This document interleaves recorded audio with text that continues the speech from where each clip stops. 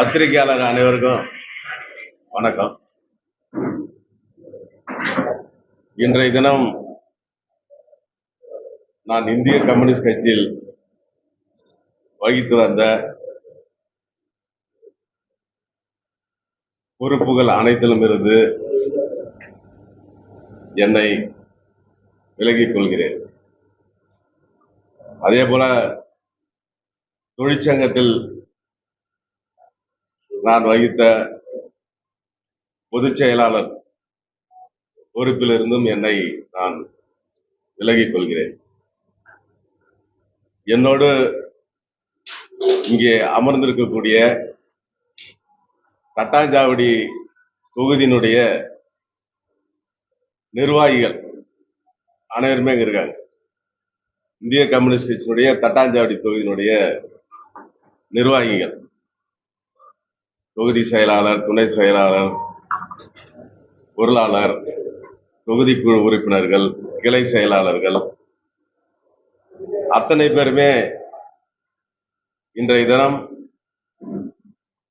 கட்சியிலிருந்து அடிப்படை உறுப்பினர் பொறுப்பிலிருந்து தங்களை விலகிக் கொள்கிறோம். நாங்கள் இந்த விலகல் என்பது எதற்காக? இந்த விலகல் என்பது இன்றைய தினம் இந்திய கம்யூனிஸ்ட் கட்சியில் கட்சியை கலைநாதன் என்கின்ற ஒருவரால் தவறாக வழிநடத்தப்படுகிறது. இந்திய கம்யூனிஸ்ட் கட்சியில் நான் கடந்த 35 ஆண்டு காலமாக பணியாற்றி வருகிறேன். இந்த 35 ஆண்டு காலத்தில்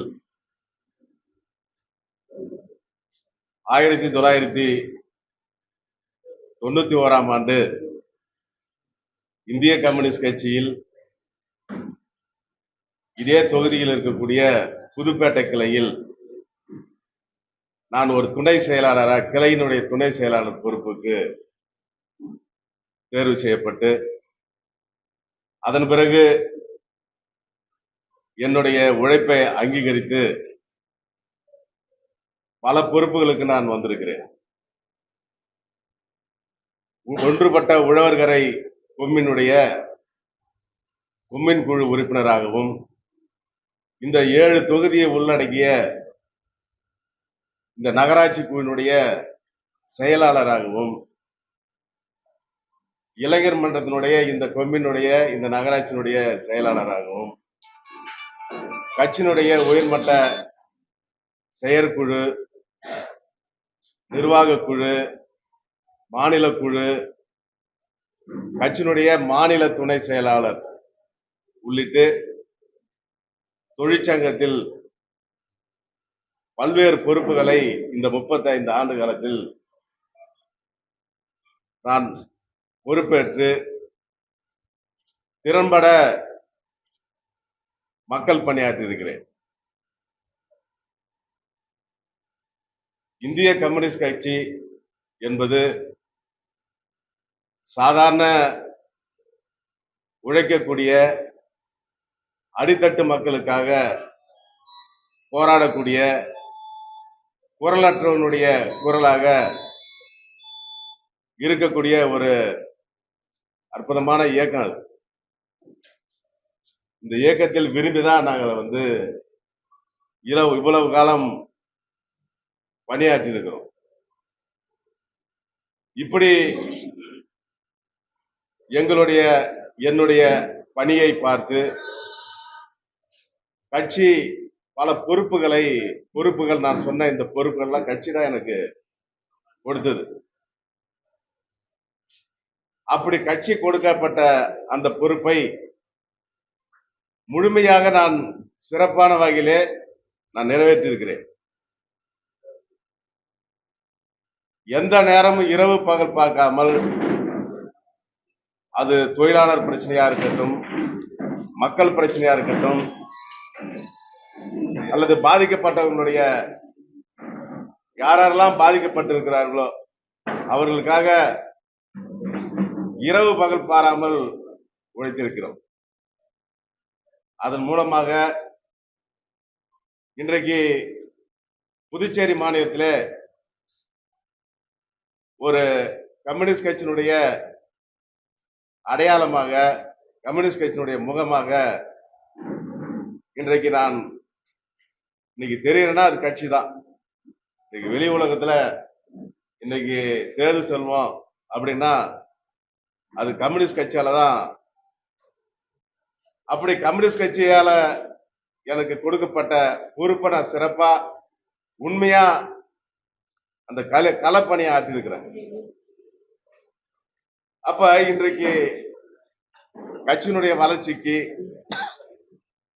தொழிலாளர்களுடைய முன்னேற்றத்திற்கு, தொழிலாளர்களுடைய பிரச்சனைய ஏராளமான பிரச்சனைகளை இந்த அரசுக்கு எதிராக, இந்த ஆட்சியாளர்களுக்கு எதிராக தொடர்ந்து தொழிலாளர்கள் அணி திரட்டி பல கட்ட போராட்டங்கள், 1-2 கிடையாது. என் மேல இன்னைக்கு புதுச்சேரியில இருக்கிற அரசியல்வாதிகளா இருந்தாலும் சரி, தொழிற்சங்க தலைவர்கள் எடுத்தினாலும் சரி, என் மேல மட்டும்தான் 27 வழக்கு இருக்கு. இந்த வழக்கு அத்தனையுமே ஏதோ என்னுடைய சொந்த பிரச்சனைக்காக, அடில் தடில் பிரச்சனைக்காக அப்படி கிடையாது. இந்த வழக்கு எல்லாமே பாதிக்கப்பட்ட மக்களுக்காக வீதியில் இறங்கி போராடுறதும், பாதிக்கப்பட்ட தொழிலாளருடைய உரிமைக்காக அரசோட எதிர்த்து போராடியது, இப்படி 27 வழக்குகள் கிட்ட, கிட்டத்தட்ட 27 வழக்கு கிட்ட என் மேல இன்னமும் நிலுவையில் இருக்கு. இந்த நிலையில நான் விருப்பப்பட்டு உளப்பூர்வமாக இந்த கட்சியை ரத்தமும் சதையுமாக நான் நேசிச்சிருக்கிறேன். நான் அந்த நேசிச்சினுடைய விளைவுதான் ஒரு மக்கள் பணி என்பது எந்த விதமான எதிர்பார்ப்பும் இல்லாம முழு நேர ஊழியராக இருந்து பணியாற்றுவது என்பது ஒரு கடினமான காரியம். ஒரு முழு நேர ஒரு ஊழியராக, முழு நேர மக்கள் பணியாளராக பணியாற்றுவது என்பது அது சாதாரண காரியம் இல்ல, ஒரு கடினமான காரியம். என்ன போல பல தோழர்கள் அந்த மாதிரி பணியாற்றி இருக்கிறாங்க, பணியாற்றிய தோழர்களா இருந்திருக்கிறாங்க. அவங்களாம் எப்படிப்பட்ட நெருக்கடியிலும் ஒரு தியாகபூர்வமாக தன்னுடைய வாழ்க்கையை அர்ப்பணித்து இந்த பணியை செய்திருக்கேன். அந்த வகையில் தான் நானும் அப்படிப்பட்ட பணியை உளப்பூர்வமாக செய்து வந்தேன். எனக்கு குடும்ப ரீதியாக, பொருளாதார ரீதியாக எப்படிப்பட்ட ஒரு குடும்ப ரீதியாக எனக்கு குடும்பத்தில் எனக்கு முழு ஒத்துழைப்பு. கம்யூனிஸ்ட் கட்சியில தொழிற்சங்கத்தில் இருந்து பணியாற்றுவதற்கு குடும்பத்தில் நெருக்கடி கிடையாது. ஆனா பொருளாதார நெருக்கடி என்பது எல்லாருக்குமே வரதான் செய்யும். அந்த பொருளாதார நெருக்கடியெல்லாம் கூட தாக்கு பிடிச்சி குடும்பத்தில் அந்த ஒத்துழைப்பு காரணமாக நான் நிறைவாக பணியாற்றிருக்கிறேன். தொழிலாளி மத்தியில, மக்கள் மத்தியில நான் நல்ல பேர் எடுத்திருக்கிறேன். சமரசம் இல்லாத நான் போராடி இருக்கிறேன். எந்தவித ஆசை பாசத்துக்கு நான் ஈல்டானதே கிடையாது. அப்ப இந்த மாதிரியான ஒரு கட்சி ஊழியரை, கம்யூனிஸ்ட் கட்சியில பணியாற்றக்கூடியவர என்னுடைய வளர்ச்சியை பொறுத்து கொள்ள முடியாத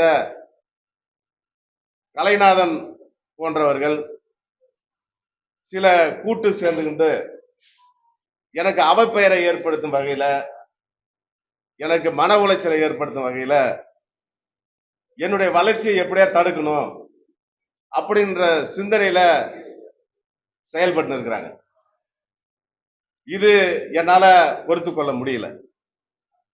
குறிப்பாக நடந்து முடிந்த எங்க கட்சியினுடைய மாநில மாநாடு, இந்த மாநாட்டில் கூட மாநில செயலாளராக என்ன வர வேண்டும் இருக்கணும் அப்படின்னு கட்சியினுடைய மூத்த தோழர்கள் அனைவருமே என்ன விரும்பினாங்க, என்ன போட்டியிட சொன்னாங்க.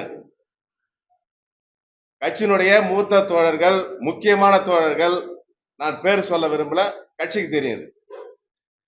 மூத்த தோழர்கள், முதியவராக இந்த கட்சியை காலங்காலமாக வழி நடத்தியவர்கள்,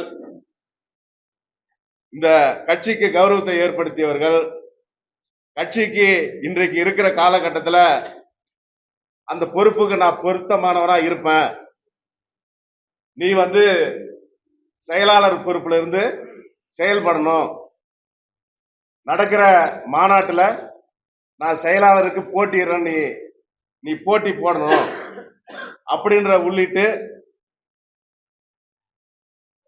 என் மீது நம்பிக்கை வச்சு கட்சியை நான் சிறப்பா நடத்துவேன், இதுவரை கட்சியில நான் வகித்த பொறுப்புல சிறப்பா நான் நடத்தி இருக்கிறேன், அதனால இன்னும் கட்சி வளர்ச்சிக்கு அது உகந்ததா இருக்கும் அப்படின்னு இந்த மூத்த தலைவர்கள் எல்லாருமே, முக்கியமான தோழர்கள் எல்லாமே, கீழே இருக்கிற மக்கள், கீழே இருக்கக்கூடிய கட்சி அணிகள், நான் சொல்றது கிளைகள் வாரியாக தொகுதி வாரியாக இருக்கக்கூடிய இவெல்லாம் என்ன விரும்பினாங்க. ஆனா ஒரு செயலாளர் என்பவர், மாநில செயலாளர் 3 முறை தொடர்ந்து இருக்கலாம், கம்யூனிஸ்ட் கட்சியினுடைய அமைப்பு இதுபடி 3 முறை இருக்கலாம். ஆனா 2வது முறையே இதை மாத்தணும் அப்படின்னு நான் எந்த முயற்சியும் நான் எடுக்கல. ஆனா கட்சி அணிகள், கட்சியினுடைய முன்னணி தலைவர்கள் இதை விரும்பினாங்க. இப்படி ஒரு மாற்றம் தான் கட்சி இன்னும் பலமா இருக்கும். புதுச்சேரி மாநிலத்தில் 15 வருஷமா சட்டமன்றத்துக்குள்ள போக முடியாத ஒரு சூழ்நிலை இருக்குது, அப்ப கட்சியை பலப்படுத்தணும், அப்ப இந்த பொறுப்பு நீங்க வந்தா இதெல்லாம் பண்ண முடியும் அப்படின்னு இந்த கட்சியை உளப்பூர்வமா நேசிச்சுங்க. ஏன்னா புதுச்சேரியினுடைய வரலாற்றுல புதுச்சேரியுடைய விடுதலைக்கு போராடியவர் மக்கள் தலைவர் சுப்பையா. ஆட்சி முதல் தேர்தலே ஆட்சி அதிகாரத்துக்கு வர வேண்டிய ஒரு கட்சி துரதிருஷ்டவசமாக ஆட்சி அதிகாரத்துக்கு வரக்கூடிய சூழ்நிலையில் கூட எதிர்கட்சி அரசியல புதுச்சேரியில வந்தது. புதுச்சேரியுடைய வரலாற்றுல 2 முறை அமைச்சரவையில பங்கெடுத்து இருக்கிறது கம்யூனிஸ்ட் கட்சி. பல முறை சட்டமன்ற உறுப்பினர்களை உள்ளடக்கிய சட்டமன்றம் தான் புதுச்சேரியில இருந்தது. ஆனா 15 ஆண்டு காலமாக சட்டமன்றத்துக்குள்ளார இன்றைக்கு கம்யூனிஸ்ட் கட்சியினுடைய பிரதிநிதித்துவம் இல்லாம இருக்குது. அதனால இந்த பொறுப்புகள்லாம் வந்தா நீங்க பொருத்தமா இருப்பீங்க, கட்சி இன்னும் டெவலப் பண்ண மூத்த தோழர்களா சிந்திச்சாங்க. ஆனா அதற்கு நான் ஒரு செயலாளர் பொறுப்பு கண்டெஸ்ட் பண்ணி போறதுக்கு நான் விரும்பல. அந்த பொறுப்பு முழு மனதாக எல்லாரும் ஏற்றுக்கொண்டு தேர்தல் நடத்தாம அப்படி வரும் பட்சத்தான் நான் அதை ஏத்துக்கிற மனநிலை எனக்கு இருந்தது. ஏன்னா கட்சி ஒரு சிறிய கட்சி, இதுல ஒரு கருத்து வேறுபாடு பிளவுபட்ட மாதிரியான ஒரு 2 அணியா நிக்க கூடாதுன்றதுல நான் உறுதியாகவும் தெளிவாகவும் இருந்தேன். அப்ப இதெல்லாம் மனசுல வைத்துக்கொண்டு நானும் அதற்கு உடன்பட்டு இப்ப இருக்கிற செயலாளர் மாற்றுவதற்கு நானும் அதை முயற்சிக்கின்ற மாதிரி அவரை கலைநாதன் போன்றவர்கள்லாம் இத தவறா பயன்படுத்தி, நான் உங்களுக்கு எல்லாம் தெரியும், போன முறை துணை செயலாளராக இருந்தேன். அந்த துணை செயலாளர் கூட என்ன இருந்த பொறுப்பு கூட திரும்ப வர முடியாத அளவுக்கு என் மேல அபாண்டமான பொய்யான சில இவரு இந்த கலைநாதன் ஒரு குழுவாக சில குழுவை உருவாக்கி கொண்டு கட்சிக்குள்ள அவருக்கு தனக்கான பிரதிநிதித்துவமே இல்லாம இத்தனை வருஷம் இப்ப இடைப்பட்ட காலத்துல ரொம்ப காலம் இருந்தார். ஏன்னா அவருடைய வேலையெல்லாம் முடிஞ்சு போய் சும்மா ஓய்வு எடுக்கிறதுக்கு அலுவலகத்துக்கு வந்துட்டு போறவங்களா இருந்தாங்க. கம்யூனிஸ்ட் கட்சி அலுவலகத்துக்கு வேலையெல்லாம் முடிச்சுட்டு கலைநாதன் போன்ற சிலர் ஓய்வு எடுத்துட்டு போற மாதிரி வந்துட்டு போற சூழ்நிலை தான் இருந்தது. அப்ப இந்த சந்தர்ப்பத்தை பயன்படுத்தி கொண்டு நான் ஒரு போட்டியாளராக மாதிரி உள்ளார ஒரு சூழ்நிலையை உருவாக்கி எனக்கு எதிரான சில வேலைகள்லாம் செஞ்சு நான் சட்டமன்ற அடுத்த சட்டமன்ற தேர்தல் 6 மாசத்துல சட்டமன்ற தேர்தல். உங்களுக்கு எல்லாமே தெரியும், புதுச்சேரி வரலாற்றுல நான் 2 முறை சட்டமன்ற தேர்தலில் போட்டியிட்டு இருக்கிறேன். ஒரு முறை உள்ளாட்சி தேர்தலில் போட்டிட்டு இருக்கிறேன். ஒரு முறை வெறும் 4 ஓட்டு வித்தியாசத்துல உள்ளாட்சி தேர்தலில் என்னுடைய வெற்றி வாய்ப்பு நான் இழந்தேன். மக்கள் நல கூட்டணி சார்பில் புதுச்சேரி மாநிலம் முழுமையும் மக்கள் நல கூட்டணி சார்பில் வேட்பாளர்கள் நிறுத்தப்பட்டது. எல்லாருக்குமே தெரியும் அதுல. ஆனா அப்படி நிறுத்தப்பட்ட வேட்பாளர்கள் புதுச்சேரி மாநிலத்தில்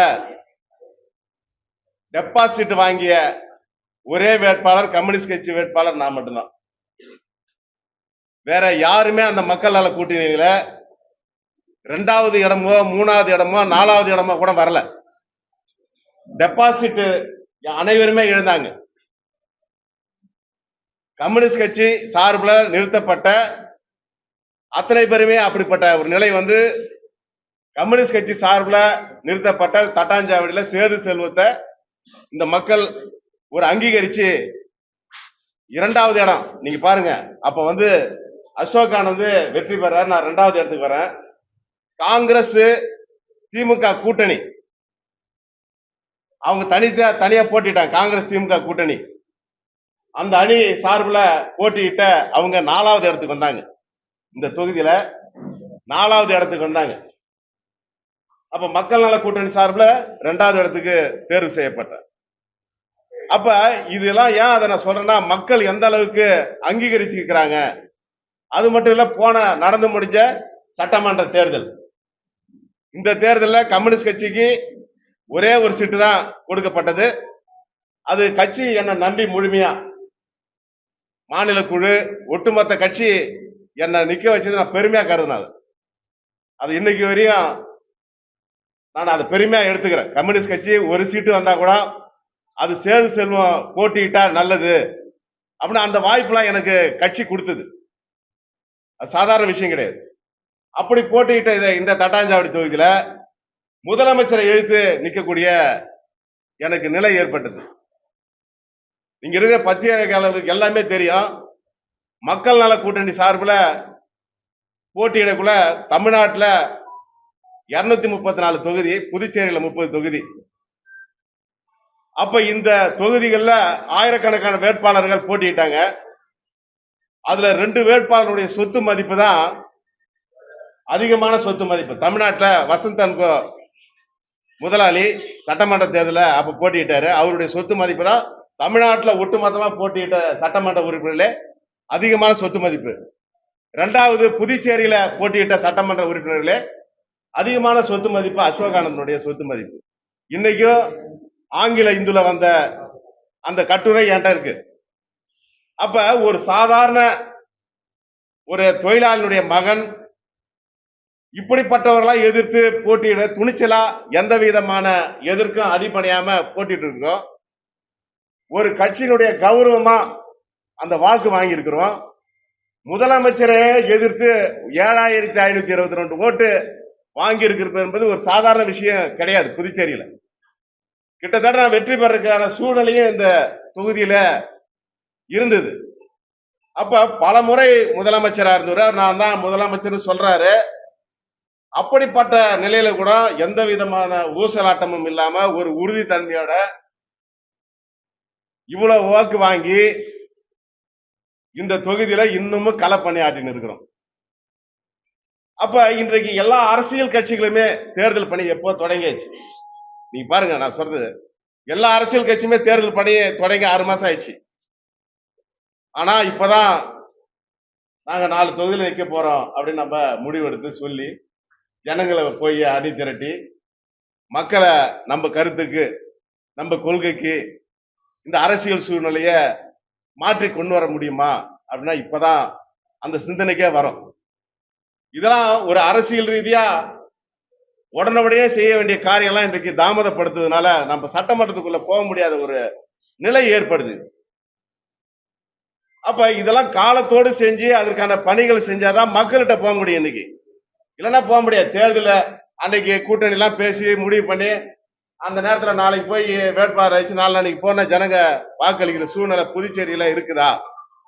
அப்படி இல்ல. புதுச்சேரியை பொறுத்தவரையும் இன்றைக்கு மக்களோடு மக்கள் இருந்து பணியாற்றுறவங்கள தான் மக்கள் ஏத்துக்குவாங்க. 1000 காசு பணம் இருந்தா கூட சரி, அந்த மக்களோட மக்களா இருந்து வாழக்கூடிய பணியாற்றக்கூடியவங்களை தான் மக்கள் ஏத்துக்குவாங்க. நாங்க அணியில இப்பதான் முடிவு பண்ணா, இப்பதான் இவர் தான் வேட்பாளர் புதுசா ஒருத்தர் கொண்டாந்து போட்டா மக்கள் ஏத்துக்க மாட்டாங்க. நீங்க காசாட வந்தா கூட ஏத்துக்க மாட்டாங்க. இது புதுச்சேரியுடைய வரலாறு. அப்ப இந்த மாதிரியான இப்படிப்பட்ட சூழ்நிலையில இன்றைக்கு சட்டமன்ற தேர்தல் இன்னும் ஒரு 6 மாசத்துல நடக்க போகுது. அப்ப இந்த தேர்தல் நேரத்துல தேர்தல் கண்ணோட்டத்தோட ஆட்சி அதிகாரம் ஒரு கம்யூனிஸ்ட் கட்சி எந்த ஒரு அரசியல் கட்சியினுடைய இறுதி இலக்குன்னா ஆட்சி அதிகாரத்தை கைப்பற்றுறது தான். அந்த ஒரு அரசியல் கட்சியினுடைய இறுதி இலக்கு வந்து ஆட்சி அதிகாரத்தை கைப்பற்றுறது. அப்ப அதுக்கான திட்டமிடே இல்லாம இப்படிப்பட்ட நிலையெல்லாம் இங்க இருந்து கொண்டு இருக்குது. அப்ப இதெல்லாம் இன்றைக்கு இருக்கிற இந்த சூழ்நிலையில என்ன பொறுத்தவரை இந்த சட்டமன்ற தட்டாஞ்சாவடி தொகுதியில தொடர்ந்து வெற்றி வாய்ப்பை இழந்தாலும் அந்த மக்களோட பயணிச்சு அந்த மக்களுடைய பிரச்சனைக்காக தொடர்ந்து தலையிட்டு வரும், தொடர்ந்து போராடுறோம். அப்ப இன்றைக்கு இப்படிப்பட்ட சூழ்நிலை எல்லாம் இன்னைக்கு இருந்து கொண்டு இருக்குது. அப்ப இந்த சட்டமன்ற தேர்தல் இருக்குது, சட்டமன்ற தேர்தல் வரப்போகுது. அப்ப இதற்கான சரியான பார்வையும் கட்சியில இல்லாம இருக்குது. இப்ப என்ன கட்சியில நான் சொல்ல வேண்டியதுன்னா, நான் இந்த சட்டமன்ற தேர்தலில் போட்டியிடக்கூடாது என்பதற்காகவே சில சூழ்ச்சிகள் நடக்குது. என்னால புரிஞ்சுக்க முடிஞ்சது. அப்படி எந்த முடிவு எடுக்கல நான் போட்டியிடக்கூடாதுன்னு. நான் இந்த சட்டமன்ற தேர்தலில் போட்டியிடக்கூடாது அப்படின்றதுக்காகவே என்னுடைய வளர்ச்சியை ஏற்றுக்கொள்ள முடியாத, எனக்கு ஏதாவது ஒரு அவப்பெயரை ஏற்படுத்தி அதை தடுக்கலாம்ன்ற நிலைப்பாடு என்னால உணர முடிஞ்சது அமைப்புக்குள்ளார. அதனால இனிமே அதுல இருந்து பணியாற்றுவது என்பது ஒரு பொருத்தமா என்னால கருத முடியல. உண்மையா உழைச்சிருக்கிறோம், உண்மையா பணியாற்றி இருக்கிறோம். மக்கள் மத்தியில, தொழிலாளர் மத்தியில இன்றைக்கு அதுக்கான அங்கீகாரம் எனக்கு வழங்கப்பட்டிருக்குது. அப்ப இந்த நிலையில இனிமே இந்த இயக்கத்துல நம்ம தொடர்ந்து பணியாற்றினா இது பொருத்தமா இல்லாம போயிடும். நம்மளை பொறுத்தவரையும், என்னை பொறுத்தவரையும் ஒரு குழுவாக இருந்து என்னை பழி வாங்கணுன்ற நோக்கத்திலையும் என்னுடைய வளர்ச்சியை தடுக்கணுன்ற நோக்கத்திலையும் சிலர் செயல்படுறாங்க. நான் அந்த நபர் பேரையும் நான் சொல்லிட்டு திரும்ப நான் அதை சொல்ல விரும்பல.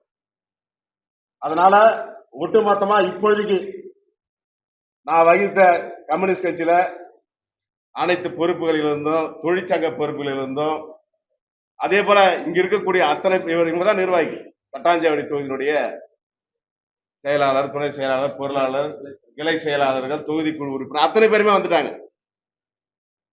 இன்றைக்கு இந்த அளவுல நாங்க கம்யூனிஸ்ட் கட்சியினுடைய அடிப்படை உறுப்பினர் பொறுப்புல நாங்க இப்பொழுது விலகிக் கொள்கிறோம். ஆனா எப்பொழுதும் போல எங்களுடைய மக்கள் பணி, தொழிலாளர்களுடைய பணி தொடர்ந்து இருக்கும். அது யாராலையும் தடை பண்ண முடியாது. இப்ப தடை பண்ற வேலை தான் ஏற்படுத்தினாங்க. அதை நோக்கி நாங்க திருப்பி மக்கள் பணியை நோக்கி நாங்க பயணிப்போம். அதன் பிறகு அடுத்த கட்டம் 6 மாதத்தில் தேர்தல் வரப்போகுது. இந்த தேர்தலை ஒட்டி எப்படிப்பட்ட நிலைப்பாடு நம்ம எடுக்கலாம் அப்படின்றதெல்லாம் பின்னாடி இன்னும் ஒட்டுமொத்த எங்களுடைய ஆதரவாளர்கள், நண்பர்கள்,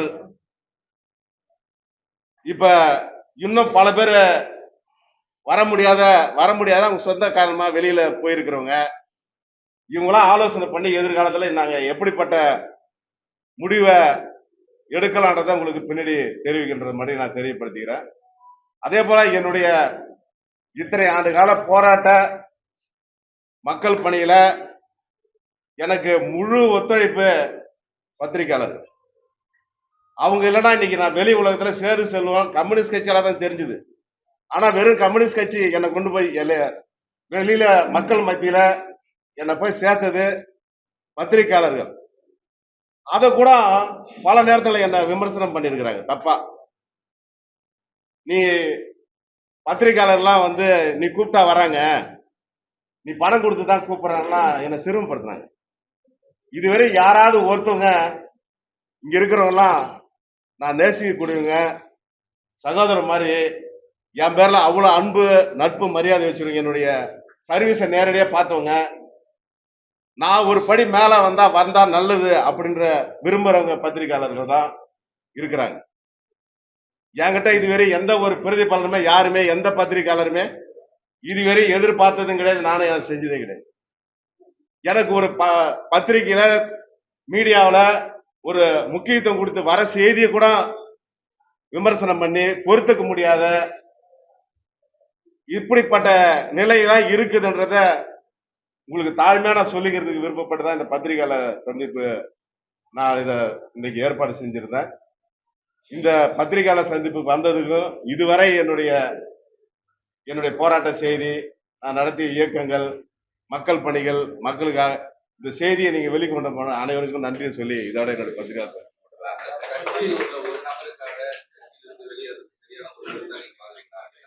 எனக்கு நான் வந்து ரொம்ப கனத்த இதயத்தோட, நான் வருத்தத்தோட, மன வலியோட தான் வெளியே போறேன். சந்தோஷத்தோட கிடையாது. ஏன்னா நான் விரும்பிய கட்சி, ரத்தம் நாடி நரம்பு இதுல எல்லாமே அந்த சிகப்பை ஏத்திக்கின்னு அப்படி ஒரு தூய்மையான வாழ்க்கைய நான் இருந்துட்டேன். என் மேல ஒரு அபாண்டமான ஒரு குற்றச்சாட்டுகள்லாம் நான் அந்த முழுமையா இங்க ஷேர் பண்ண முடியல. அதனால அதன் காரணமாக தான் எப்பவுமே ஒரு சுயமரியாதை என்பது ரொம்ப முக்கியம். அது சுயமரியாதைய ஒரு ஒரு பங்கா வருதுன்னா அதை தாண்டி மத்தெல்லாம் நம்மளால இது பெருசா அது பெருசான்னு பார்க்கக்குள்ள எனக்கு சுயமரியாதை பெருசு.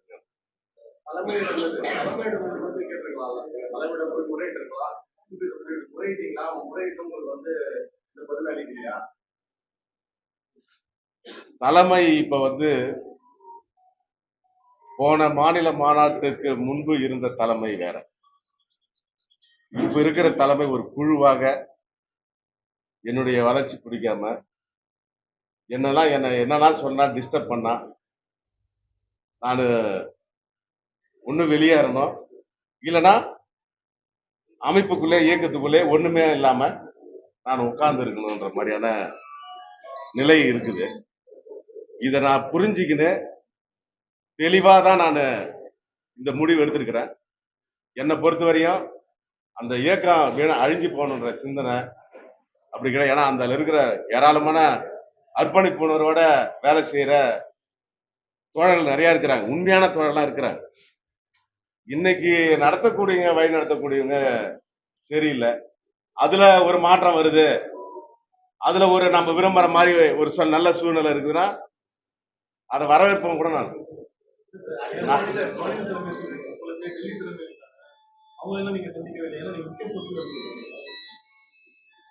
என்னன்னா எனக்கு அதிகமான ஆங்கிலம் எனக்கு தெரியாது,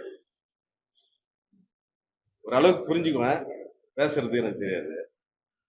இந்த சூழ்நிலையெல்லாம் பயன்படுத்தி என்னுடைய தொழிற்சங்கத்தினுடைய அகில இந்திய தலைமை, கட்சியினுடைய அகில இந்திய தலைமை, அவங்ககிட்ட எல்லாம் என்ன ஒரு முடிவுக்கு வர்றதுக்காக தப்பா ஷேர் பண்ணிருக்கிறாங்க.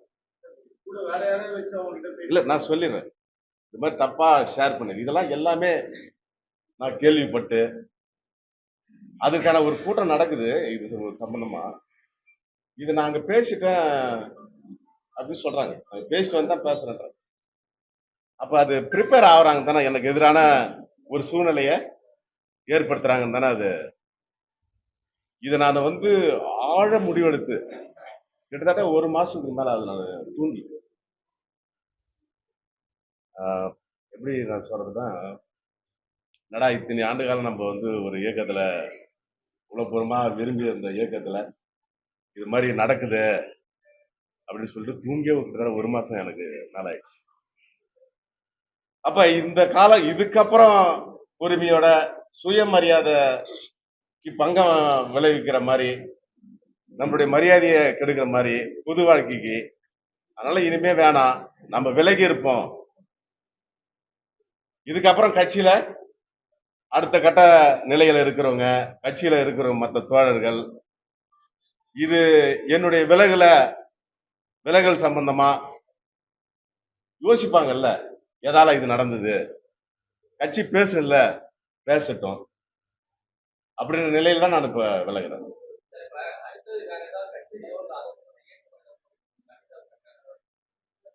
இந்த நொடி வரை போய் இன்னொரு கட்சியில சேர்ந்து நாளைக்கு போய் ஒரு தேர்தல நிக்கணும்னு இந்த நொடியில இல்ல, இந்த நொடி வரை இல்ல, இந்த நொடியில இல்ல. நான் தான் சொன்னேன், இன்னும் பல கட்ட ஆலோசனைகள் செய்ய வேண்டியிருக்குது. இதெல்லாம் கொஞ்சம் கலந்து பேசி திட்டமிட்டு அடுத்தடுத்து நான் நிச்சயமா இத தெரிவிப்பேன். எதுவுமே ஒளிவு மறை இல்லாம.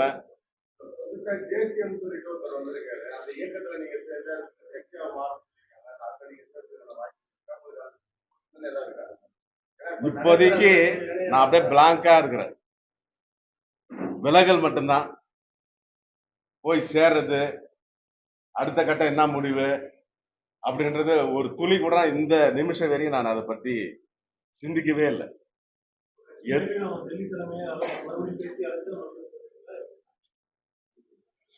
இப்போதைக்கு இது சம்பந்தமா இப்போதைக்கு எந்த கருத்து நான் சொல்ல விரும்பல.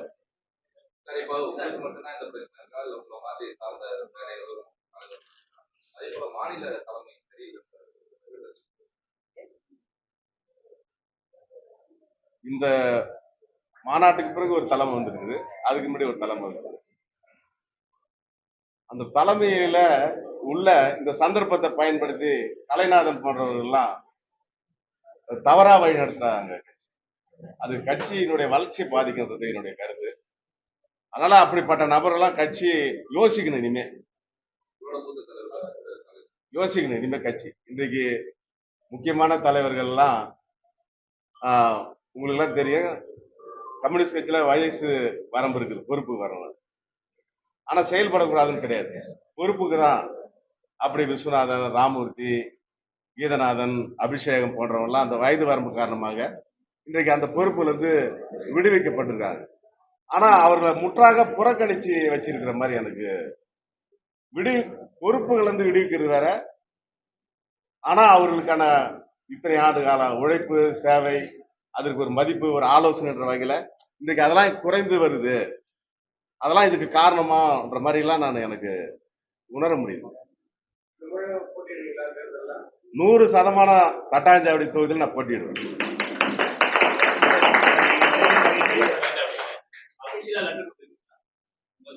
உங்க மூலியமா தான், பத்திரிக்கை வாயிலா தான் நான் இப்ப இந்த செய்திய சொல்றேன். எல்லாருமே நாங்க லெட்டர் வச்சிருக்கிறோம். இந்திய கம்யூனிஸ்ட் கட்சி பலவீனமா ஆகக்கூடாது. அது இந்த தேசத்துக்கு மக்களுக்கும் நல்லது இல்ல. பலகீனம் நான் சொல்றது இல்ல, நான் சொல்றது இந்த பிரச்சனை நான் சொல்றது தெளிவா நான் எனக்கு கட்சியை பலகீனப்படுத்தணுன்ற, கட்சியை சிறுமைப்படுத்தணுன்ற நோக்கம் இல்லை. இப்ப இருக்கிற கட்சி நடத்துறவங்க அவங்களால இந்த கட்சி பலகீனப்படக்கூடாது. நான் சொல்ல வர்றது நீங்க உங்களுக்கு புரியும். அந்த அடிப்படையில் தான் நான் அதை சொல்றேன்.